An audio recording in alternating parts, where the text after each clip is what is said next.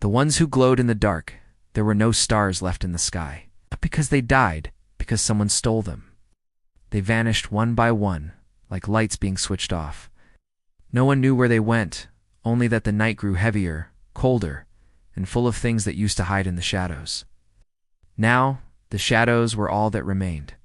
In a broken city buried under the remains of steel towers and forgotten machines, lived a boy named Io, 15 years old. No last name, no past. Just a soft glowing light in the center of his chest, pulsing like a heartbeat made of fireflies. Everyone who lived underground feared the light. They said it made you a beacon, a target for the creatures above, the ones with no skin, no eyes, only hunger. They came when light was born. But Io didn't hide his glow. He wore it like a scar, because it was the only piece of his sister he had left. She disappeared the night the 17th star was stolen, gone without a sound. No scream, no body. Just her boots by the old train track, and a streak of light across the sky like a comet made of static. Io had a rule: never trust the dark, never sleep in silence. Always keep something moving: his hands, his thoughts, his feet. Motion meant memory, and memory meant he wouldn't forget. Forgetting was how people disappeared. The others called it the dimming.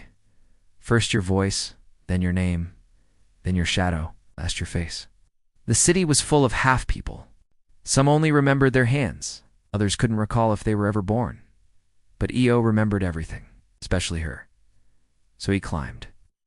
Every night he left the safe zones, dodged the old drones and the skinless seekers, and climbed the shattered skeletons of the world above, chasing the last place her light touched. That's where he found the girl. She wasn't like the others. She didn't run from him. She glowed to not white, but a soft purple, like neon soaked in memory. Her eyes were bright, alive. She didn't speak at first, just pointed upward. Above them, hanging in the torn sky like a thread from a ripped dress, was something new.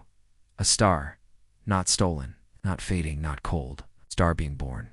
The girl finally spoke, and her voice sounded like old cassette tape static. "Do you want to find the sky again?" Io stared at her. She wasn't real. Couldn't be. No one glowed like him. No one remembered things like he did. No one survived up here. Still he nodded, and everything changed part to the city folded. Not crumbled, folded, like paper in a child's hand. Buildings turned into bridges. Cars blinked into trees.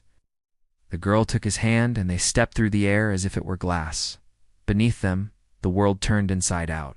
He saw time, burning like film exposed to sun, people looping. A mother forever dropping a spoon, a soldier blinking between wars, a child holding an umbrella that never opened. The girl turned to Io. "You're not just a beacon, you're a key." "A key to what?" "It's the archive." "What's that?" She smiled. "It's a place where they keep the stars." They walked across a road that led nowhere. Then it became a staircase, then a bridge. And then it wasn't a place at all but a thought, a memory. One Io had buried so deep it felt like it belonged to someone else, his sister. She stood in the center of the archive, asleep, her body floating in zero gravity, wrapped in light. Around her, floating in endless rows, were orbs of pure glow, the missing stars.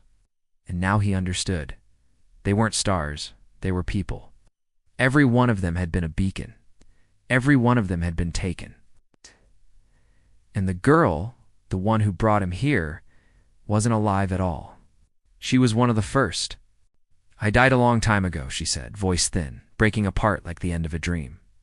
"But part of me stayed behind. To find you." "Why me?" Io whispered. "Because you remember." And then the stars blinked, one by one. Something was coming. Something that didn't want them found. The shadows beyond the archive shifted. They slithered. They spoke in backwards voices. Io had one choice. Run. Or open the archive fully. But to open it, he'd have to let go of everything he'd ever known. His name, his body, even his sister. The girl grabbed his hand again. "Do you want to be the one who brings the stars back?" And Io, eyes burning, said nothing. But his glow pulsed, brighter than ever, and the door opened. "That to be continued."